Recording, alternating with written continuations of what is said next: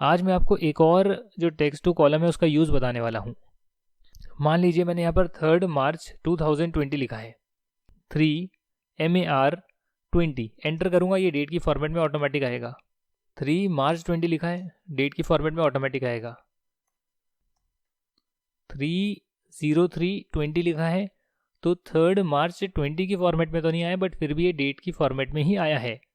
अगर मैं इसका डेट का फॉर्मेट चेंज करना चाहता हूँ तो मैं यहाँ से जा सकता हूँ और यहाँ पर डेट में मैं चाहता हूँ कि भाई ऐसा लिखा है कुछ, जैसे कि यहाँ पे लिखा हुआ है मार्च 2001 जो भी है, तो ये उस फॉर्मेट में आ गया है।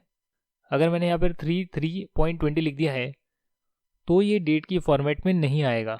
आप चाहे तो यहाँ पे जाएं और यहाँ पर आप जाकर डेट पे चले जाएं, डेट पे जाकर आप यहाँ चले जाएं, इसको ओके कर दें, कुछ भी इसको फ़र्क नहीं पड़ेगा, क्योंकि आप यहाँ देख सकते हैं कि जहाँ पर ये लिखा है 3/3/20, यहाँ पर भी एक्सेल इसको 3/3/20 ट्रीट कर रहा है, यानी कि यहाँ पर एक्सेल ने इसको एक टेक्स्ट माना है रेदर देन डेट, और इसीलिए उसको नहीं पता लग रहा कि इसमें डे कौन सा है, मंथ कौन सा है, ईयर कौन सा है।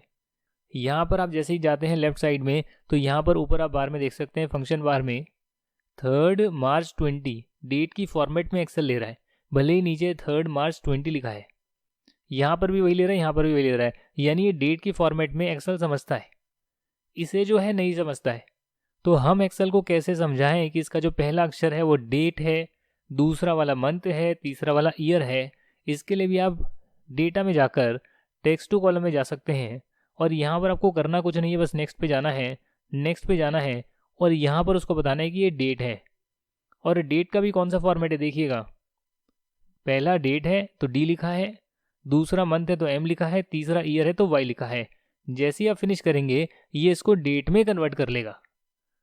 अगर आप अपने कीबोर्ड पर कंट्रोल शिफ्ट और 3 दबाते हैं, कंट्रोल शिफ्ट और साथ में 3 आपके कीबोर्ड पर आ रहा होगा, तो उससे डेट का फॉर्मेट ऐसा बन जाता है। आज मैं आपको एक और फॉर्मूला करवाने वाला हूं जिसका नाम है text formula, equal to text. अगर आप इक्वल टू टेक्स्ट सेलेक्ट करते हैं और इसे सेलेक्ट कर लेते हैं और इसकी आप जो भी वैल्यू चाहें वो आप ला सकते हैं। जैसे कि मान लीजिए आप जानना चाहते हैं कि 3 मार्च 20 को कौन सा डे होगा, तो यहाँ पर आप डी प्रेस कर सकते हैं और क्लोज कर एंटर करेंगे तो आ जाएगा ट्यूसडे। इस दिन कौन सा डे था, ट्यूसडे होगा, था नहीं होगा, तो आप देख सकते हैं। और अगर आप चाहते हैं कि चलो मैं इसमें लिखता हूँ डी, उसके बाद मंथ लिखा है, पूरा मार्च लिखा है, उसके बाद ईयर लिखा है, तो ऐसे कर आप एंटर करेंगे तो देखिए इसने इस डेट को 3 मार्च 20 के फॉर्मेट में बना दिया। हालांकि मुझे सबसे इंटरेस्टिंग बात जो लगी वो ये लगी कि अगर मैं यहाँ पर बहुत सारी डी डाल देता हूँ, डी और एंटर करता हूँ, तो इसने ट्यूसडे दिखा दिया, ट्यूसडे मार्च 20। तो ये एक तरीका होता है फॉर्मेट का। हालांकि मुझे सबसे इंटरेस्टिंग बात लगी इस वाले फॉर्मूले की कि आपको पता लग जाएगा उस दिन था क्या, क्योंकि हर डेट में जो है हर चीज़ कंटेन होती है कि उस दिन क्या तारीख थी, क्या डे था, क्या टाइम था, सब कुछ कंटेन होता है। तो इसीलिए मुझे बहुत अच्छी चीज़ लगी कि आप सेलेक्ट करें और कॉमा डालें, कॉमा के बाद कोट्स को ओपन करें, बहुत सारे डी प्रेस करें ताकि आपको उसका डे पता लग जाए। एक आखिरी फॉर्मूला आपको और बताना चाहता हूँ, ट्रिम। जो ट्रिम फार्मूला है वो सारे स्पेसेस को रिमूव कर देता है except for single spaces between words. इसका मतलब क्या हो गया, इसका मतलब ये हो गया कि अगर एक पर्टिकुलर लाइन में, एक पर्टिकुलर सेल में एक स्पेस आ रहा है तो वो नहीं हटेगा। बट अगर कई बार ऐसा होता है कि मल्टीपल स्पेसेस आ रहे होते हैं, जैसे कि मान लीजिए कि मैंने यहाँ पर केसरी ट्रेडर्स ट्रेडिंग एंड चंद लिखा है, जो भी है मैंने इसको यहाँ पर एंटर कर दिया। एक डेटा जो मेरे पास आता है उसमें नाम लिखा हुआ है केसरी ट्रेडर एंड ट्रेडिंग चंद, दूसरा जो डेटा आता है उसमें यहाँ पर जो है स्पेस किया हुआ है आगे, उसमें यहाँ बीच में स्पेस किया हुआ है, यहाँ बीच में और स्पेस किया हुआ है, ऐसे लिखा आता है। नाम तो सेम है, Kesari trader trading and Chand, but अगर मैं इसको कॉपी कर कंट्रोल वी कर पेस्ट करूँ,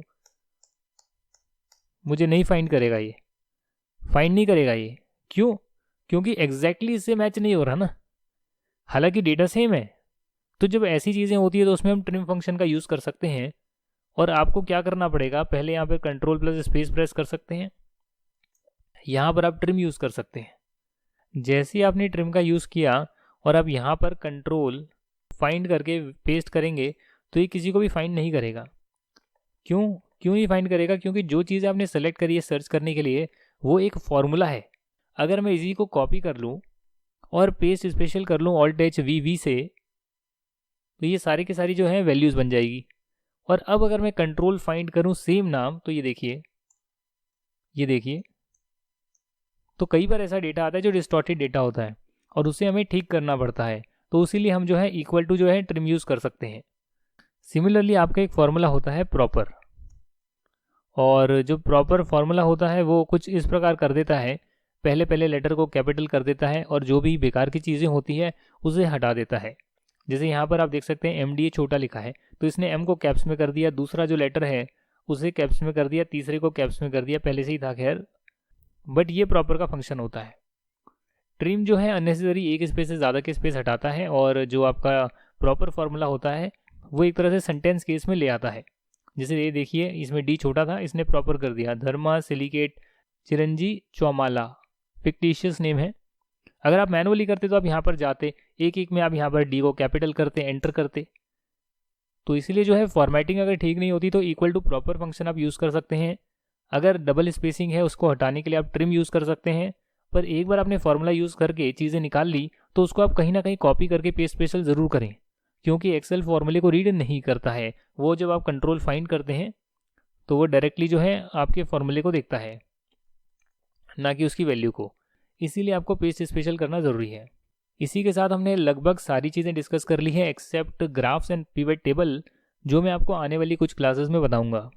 पिवट टेबल और ग्राफ अगर आपको बनाने आ गए और जितनी चीज़ें हमने डिस्कस करी वो आपको आ गई, तो निश्चिंत तौर पर, निश्चिंत रूप से आप लोग एक्सेल के मास्टर बन जाएंगे और इसी को बार बार प्रैक्टिस करके आप इंडस्ट्री में काम भी कर सकते हैं।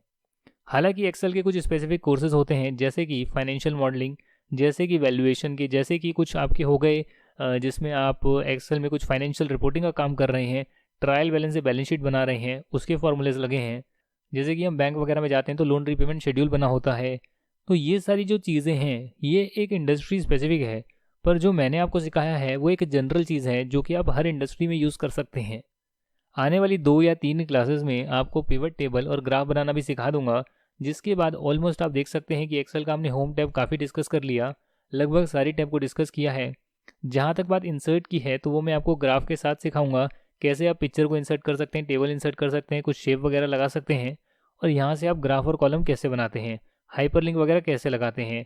पेज लेआउट में ज़्यादा कुछ नहीं होता, सिर्फ आपको मार्जिन वगैरह फिक्स करने होते हैं। अगर आपको प्रिंट आउट निकालना है, प्रिंट आउट नहीं निकालना, सिर्फ एक्सेल में काम करना है, तो इसका कोई भी यूज़ नहीं है। फॉर्मूलेज तो डेफिनेटली हम सीख ही रहे हैं, वो यहाँ से आप सीख सकते हैं। और डेटा पे मैंने आपको काफ़ी चीज़ें सिखाई है, text to column, remove duplicates, data validation.